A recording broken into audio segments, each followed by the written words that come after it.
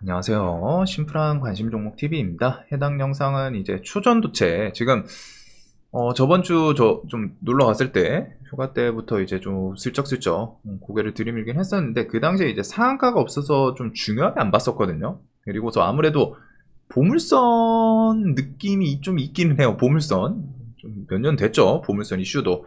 네, 아직까지는 그렇지 않나 싶기는 한데 일단은 요 키워드에 대해서 시장에서 상한가를 일단 4종목이랑 뽑아냈습니다. 그리고 지금 시간에서도 상한가가 2종목. 그래가지고 엄청 강한 모습을 좀 보여주기는 해요. 이게 뭐 뉴스 한 번에 그냥 후룩 사라질 수도 있는 그런 테마이다 보니까 좀 리스크에 대해서는 분명히 생각을 해볼 부분이 있지 않나 싶은데, 그래도 혹시나 이게 진짜 기술이 나와가지고 제대로 된 초전도체 개발이라면은 그거는 진짜 우리나라 자체도 좀 호재일 거고, 주식시장에서도 뭐 올해 또 역대급 종목을 또 만들어낼 수도 있는 그 정도 재료 크기이기도 한 것 같거든요.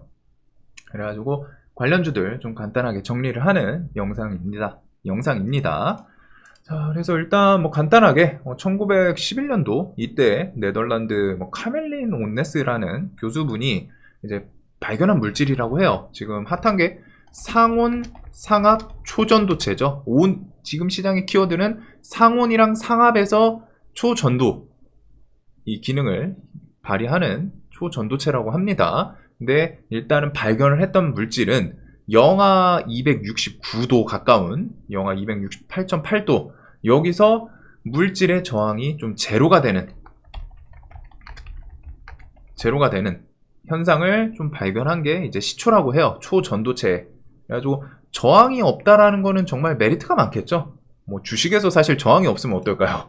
주식에서 저항이 없다면은 우리 딱 생각했을 때 뭐 앞에 전고점 저항이라던가 차트상 막 저항이 없어. 그러면 우리가 딱 생각했을 때 주식 계속 치고 나갈 수도 있겠죠. 뭐 요거를 이제 주식이랑 좀 비교하긴 그렇지만 이제 우스갯소리로 살짝 설명을 드린 거고, 저항이라는 거는 그만큼 또 그 에너지를 낭비하는 주 원인이기도 합니다. 근데 이제 요거를 제로 시킬 수 있는 그런 현상을 발견을 했던 게 이제 시초라고 하고, 대신에 지금 상황까지는 아직까지는 이 초전도체 저항을 제로로 만드는 현상을 초고압 혹은 그 다음에 뭐 초극저온 이런 상황, 뭐 극자장 뭐 이런 좀 특이 케이스 상황에서만 저항을 제로화 시킨다고 해요. 기술 규현이 그런 조건이, 까다로운 조건이 있어야지만 되고, 그러다 보니까 현실적으로 갖다 실제로 상용화에 대해서는 쉽지 않겠죠. 뭐 어떤 전선 저항 제로를 만들면 당연히 좋겠지만 그걸 하기 위해서 영하 268도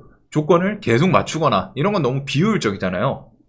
그래가지고 좀 그런 특이 케이스 상황에서만 기술 구현이 가능해가지고 어떻게 보면 이제 좀 꿈의 아이템이지 않나 싶은 상황인데, 요거를 이제 우리나라 연구소에서 갑자기 좀 아카이브 통해가지고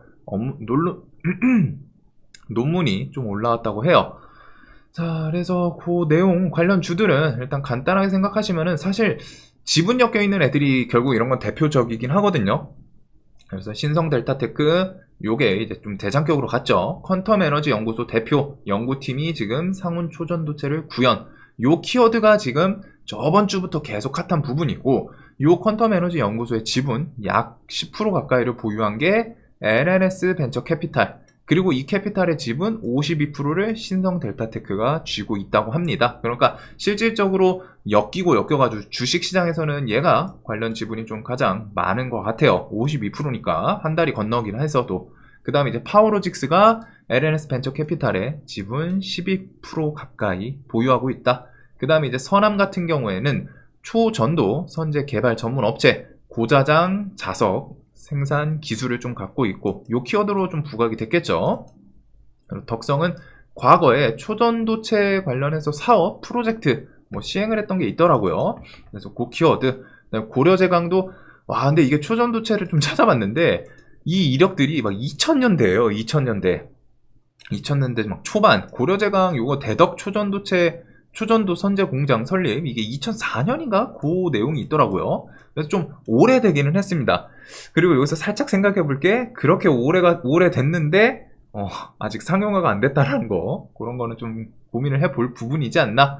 그 다음에 이제 원익 PN이 초전도체 그리고 플라즈마 응용 분야 등에서 각종 장비 시험 분야 이런 것들에 사용되는 곳에 전원 공급 장치를 생산, 이게 좀 부각이 된 것 같고, 모비스는 뭐 유명하죠. 새만금 이슈도 그렇고 인공태양 그런 키워드인데 인공태양 관련주입니다. 그리고 초전도체에 필요한 극저온 환경을 유지시켜주는 장치를 만든 이력. 아마 요거는 인공태양 때문에 이런 장치를 좀 만들지 않았을까 싶은데, 이게 이제 뭐 초전도체 키워드에도 좀 엮이는 부분이 있고, 티플렉스는 내용을 봤더니 그냥 그래요. 히토류 그냥 당연히 초전도체 원료 만드는데 히토류가 들어가겠죠. 뭐 이번에 뭐 구리랑 뭐 요것저것 뭐 납 이런 것들 키워드가 있는 것 같던데, 히토류가 상온 초전도체 원료다. 뭐 당연한 내용이긴 하지만 일단은 히토류 키워드로 좀 엮었고, LS 일렉트릭은 오늘 시장은 부각은 안 됐습니다. 대신에 이게 2023년 올해 6월인가에 초전도 전류 제한기 실증 시험장 준공 이력 이런 것도 좀 있긴 있더라고요. 그래서 요렇게 좀 있고, 지금 뉴스가 뭐 이제 장 마감하기 전에 요런 키워드들도 좀 있기는 해요. 일단은 뭐 한국 연구진 개발 초전도체 이론적 근거 찾았다. 미국에서 뭐 전해진 소식. 미국 과학자, 요거는 뭐 속보던데 LK99 상온 초전도체 가능성이 있다. 가능성이 있다는 겁니다. 이게 진짜로 지금 초전도체 구현이 됐다. 이거는 아니에요. 물론 이제 밤중에 그런 게 나올지 모르지만, 이게 제가 부정적으로 말씀드리려는 게 아니라 저도 쌍따를 하긴 했거든요. 신성 델타 크래커를 쌍따를 하긴 했는데 좀 생각을 해봐야 될 부분이 분명히 있기는 있습니다. 그래서 이런 게 이제 긍정적으로 봤을 때 재료 크기는 저 초전도체가 나온다면, 초전도체 상온 상압에서 상용화 가능한 지금 초전도체 저 기술이 진짜로 정말 괜찮은 아이템으로 해서 나온다면은, 즉 이제 데이터, 과학 기술들을 데이터로 갖다가 이거 진짜 초전도체다 이렇게 나오면은 정말 재료 크기는 무궁무진하다고 생각하거든요. 재료 크기는 정말 글로벌 이슈예요. 지금 얘네 미국 과학자부터 해가지고 글로벌 과학자들이 괜히 이 키워드에 대해서 저번 주부터 좀 주말부터 해가지고 계속 반짝반짝 하는 게 정말 그만큼 좋은 아이템이죠. 저항을 제로화 시킨다는 거 정말 다방면에 쓸 수 있는데, 그냥 간단하게 생각하면 전자기기, 우리 컴퓨터들 고사양만 좀 쓰더라도 혹은 핸드폰 이런 것들이 이제 발열이 나오잖아요. 발열. 그런 것도 없이 에너지 손실이 없다는 건 발열도 안 나오겠죠. 그래서 그런 것부터 해가지고 이것저것 좀 응용할 수 있는 게 정말 많은 아이템인 것 같습니다. 근데 이제 그러다 보니까 세계적으로 좀 이슈가 쏠려 있는 부분이고, 그렇기 때문에 이제 다양하게 다들 테스트를 좀 진행 중일 거예요. 그 테스트가 이제 뭐 여기저기 결과가 이제 뭐 조만간 뭐 밤중이든 뭐 아니면 길어봐야 한 일주일 안에 좀 재료도 그렇게 난이도가 어렵지는 않다고 하더라고요. 물론 이 연구소에서 그 재료에 대해서 뭐 배합 방법이라던가 이런 것들을 완벽히 그 논문을 통해 가지고 공개를 하지는 않았을 거라고는 생각합니다. 어떻게 보면 자신들의 기술력이니까. 그래서 그런 부분은 있는데, 일단은 그런 거에 대해서 다 글로벌 과학자들이 뭐 좀 테스트하거나 들어갔겠죠. 그리고 그게 이제 결과가 조만간 나오긴 나올 거예요. 근데 그 결과가 진짜로 이거 상압에서 상용화되는 초전도체 맞다. 진짜로 작동을 한다.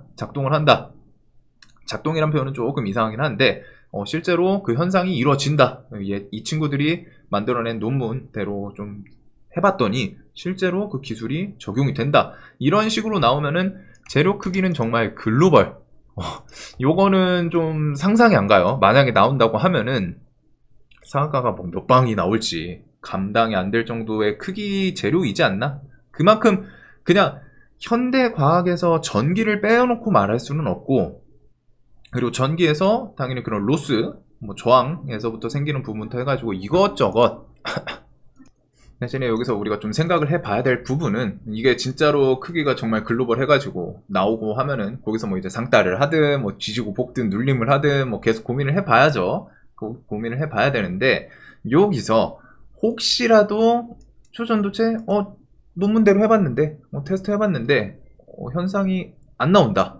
그렇게 되면은 관련주들 주가가 좀 시원하게 빠지는 것도 생각을 할 수 있겠죠. 특히 이거 같은 경우에는 초전도체 요 아이템이 현상이 제대로 나오냐 마냐에 따라서 극단적으로 갈리는 재료예요. 진짜로 작동을 하면은 초전도체가 맞다면은 그거는 무궁무지 진짜 세계 전기 다 쓰이니까 거기서부터 어떤 아이템에 적용을 할 수 있는 그런 정말 글로벌 빅히트 아이템이 될 거고, 만약에 아니라고 하면은 이 재료 하나로 올랐는데 순식간에 주르륵 밀릴 수도 있는 그런 부분 또 생각을 해둬야 될 것 같습니다. 그 다음에 이 초전도체가 찾아보면은 지금 뭐 2년 3년 막 새해 갑자기 뭐 또 새로 나온 게 아니에요. 막 몇십 년이 됐습니다. 당연히 첫 발견이 91년도 뭐 이렇다고 하니까 엄청 오래됐죠. 1911년도 발견이라고 해요. 엄청 100년이 넘어갔어요.